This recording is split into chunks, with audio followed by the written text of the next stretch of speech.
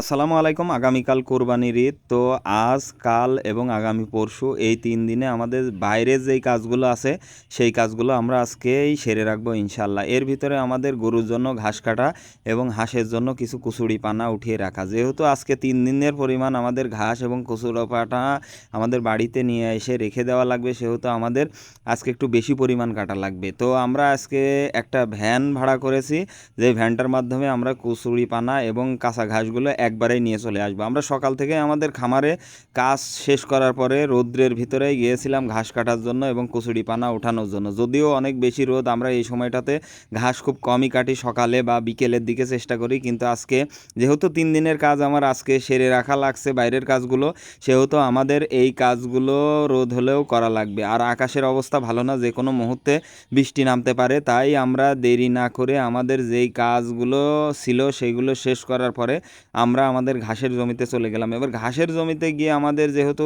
এখন খামারে গরুর পরিমাণ কম, সেহেতু ঘাস এমনিতেই অল্প কাটা লাগছে, কিন্তু যেহেতু ৩ দিনের ঘাস কাটা লাগছে সেহেতু একটু বেশি হয়ে যাচ্ছে। আর পানাও আমরা আমাদের হাঁসগুলোর জন্য নিয়ে এসে রাখবো একটা ছায়াযুক্ত জায়গায়, যাতে ৩ দিন পরিমাণ এই পানাগুলো ভালো থাকে।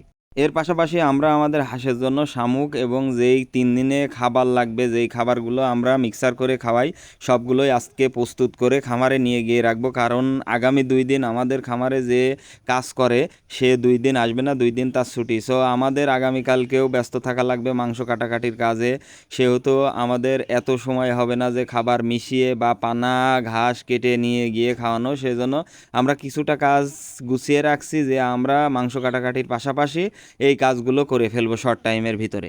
আর এই কাজগুলো আমরা অনেক আগেই করে ফেলতে পারতাম, কিন্তু সমস্যা হয়েছে গত রাতের শেষের দিকে এত পরিমাণ বৃষ্টি হয়েছিল যে সকাল ৯টা পর্যন্ত বৃষ্টি হয়েছে, যার জন্য আমাদের খামারের কাজে হাত দিতে বা এই সব কাজে আসতেও প্রতিদিনের ন্যায় ৩ থেকে ৪ ঘন্টা লেট হয়ে গেছে। এই সময়টা যদি আমরা হাতে পেয়ে যেতাম, তাহলে এই রোদ ওঠার আগেই আমরা এই কাজগুলো শেষ করে বাড়িতে চলে যেতে পারতাম। কিন্তু সকাল থেকেই বৃষ্টি হওয়ার জন্য আমাদের বেশ অসুবিধা হয়েছে। অসুবিধাও যেমন হয়েছে, সেই ক্ষেত্রে আমরা একটু সুবিধা পেয়েছি। আমাদের যে বাচ্চা হাঁসগুলো আছে আমাদের এলাকার মাঠে যে পানি হয়ে গেছে, এই হাঁসগুলোকে একটু বাইরে বের করে দিলে এদের পানাটা নেওয়া লাগবে না। ইভেন যে মাঠে ধানগুলো পড়ে আছে সেই ধানগুলোও খেয়ে ফেলতে পারবে। এই ক্ষেত্রে আমাদের খাবারের খরচটা একটু কম হবে।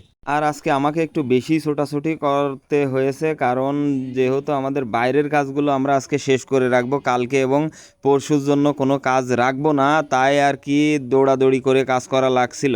আর ঈদের দিন আমাদের মাংস কাটাকাটির পিছনে আমাদের বাড়িতেও কিছু গেস্ট আসবে, সেই গেস্টদের সাথেও সময় দেওয়া লাগবে। সব মিলাইয়ে আমরা কোনোভাবে বাইরে যেতে পারবো না, এই জন্যই আর কি আমরা সব কিছু আজকেই গুছিয়ে রাখছি। আমাদের পানাগুলোকে আমরা এমন জায়গায় রাখবো যেন পানাগুলো ৩ দিন পর্যন্ত ভালো থাকে।